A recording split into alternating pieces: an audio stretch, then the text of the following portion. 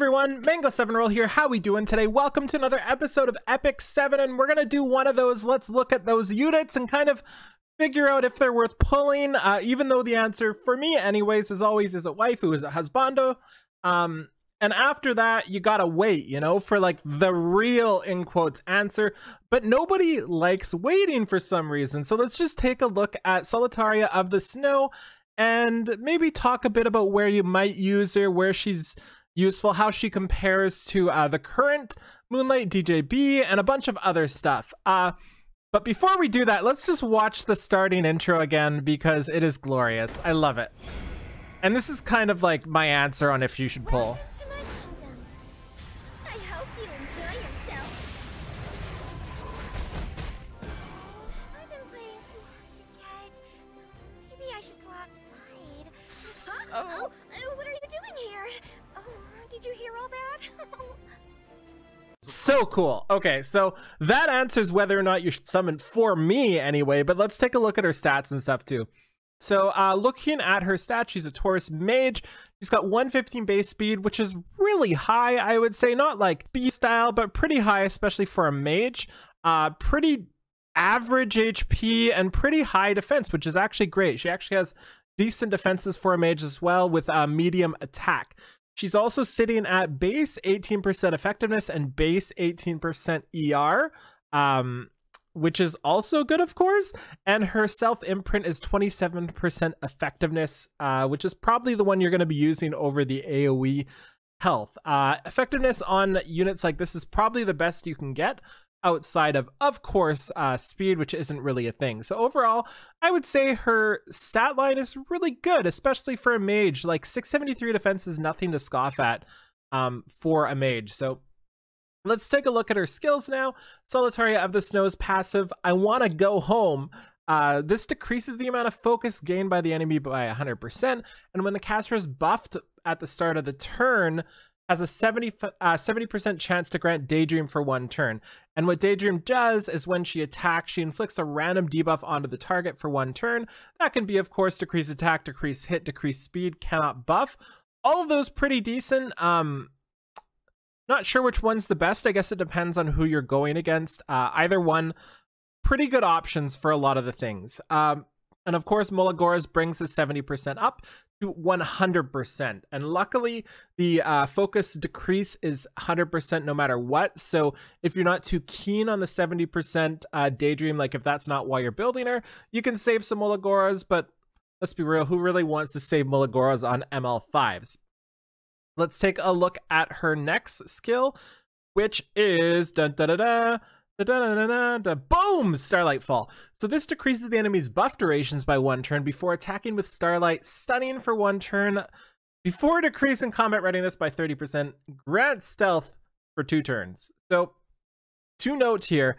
When I looked at this ability initially, I thought this was AoE, but it seems it's single target, and that is a big deal, but looking at it, how could they make this AoE, right? Like, this would be so good. AoE buff duration, AoE stun 100% chance, AoE combat readiness decrease, and stealth, and you can soul burn it to extend the buffs, so she goes up to 3 turns of stealth and grants an extra turn. Like, that would be too ridiculous, right? It already is kind of ridiculous, especially with the soul burn.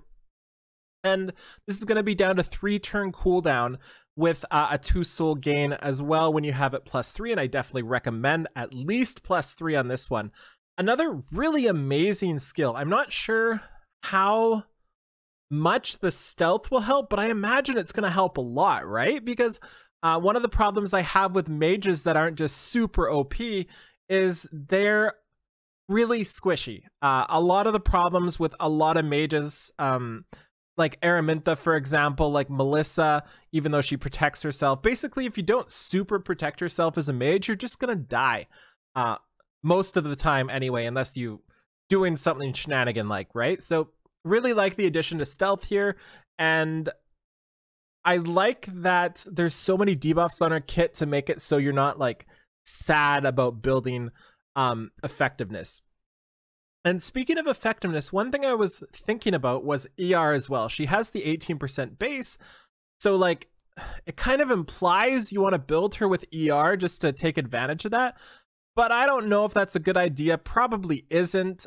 And I don't see like where you would fit in the stats, right? Because if you're decreasing buff durations, you're stunning, you're stealthing, you're doing all the things. You're actually, does she even need to go fast? Like the general answer is yes, but she does what she needs to do with her passive here.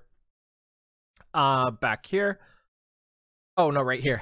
And she does what she needs to do with her passive with just being on the field, right? And that is really, really, really important. And finally, pew, pew, pew, pew, pew, pew, pew. Nope, that's SSB. Pew, pew, pew, pew, pew. Nope. Pew, pew, pew, pew. There we go. This attacks the enemy with magic, with a 25% chance to stun for 1 turn. When used on the caster's turn, pew, pew, pew becomes an attack that AoEs. And that's awesome. And it also does not trigger a dual attack. So, to note, I believe Maid Chloe's stun chance is 35%, right? And you see how often my Maid Chloe stuns without effectiveness. Now imagine you have a 25% chance to stun, so 10% less, but on 3 to 4 targets instead. That seems really good. And you have so much effectiveness, people aren't really going to resist you, right? That seems absolutely ridiculously good for me. And especially since you can burn skill 3 into skill 1. So overall, with this kit here, I'm really happy with it, but hopefully it turns out as good as I want it to turn out, you know? So specifically, you're not going to be using her for PvE. I can't really see where this could possibly be used for PvE, unless, of course, there is a boss that has focus that you can stop, but most of the time they're immune to that sort of thing. This is definitely going to be a unit you're using for offense a lot. You're going to be using for RTA. You're going to be using for Guild War. I don't know if she'll end up on defense. I actually think she might, because judging from her skill set, yeah, it's good to go fast, but you can just make her so tanky, just a brick wall so many other people. Specifically, a lot of problem people that use focus. And let's actually take a look at the units that look focus here. Okay, so looking at which units use focus is kind of interesting, because there's only 4 or so of them that I could find, and using epic7x.com, I couldn't really find a way to filter. So there might be more, but these are the main ones I noticed, specifically when she's against Remnant Violet. Just by being on the field, it makes it so Remnant Violet can no longer skill 3 randomly or after his passive fills up, because he gains 0 focus every time he dodges, which is fantastic, because that's a lot of his kill potential, right? Like, Rylet has really steady damage, but often he can't kill a lot of times without proccing that passive. So that's an awesome way to stop Rylet.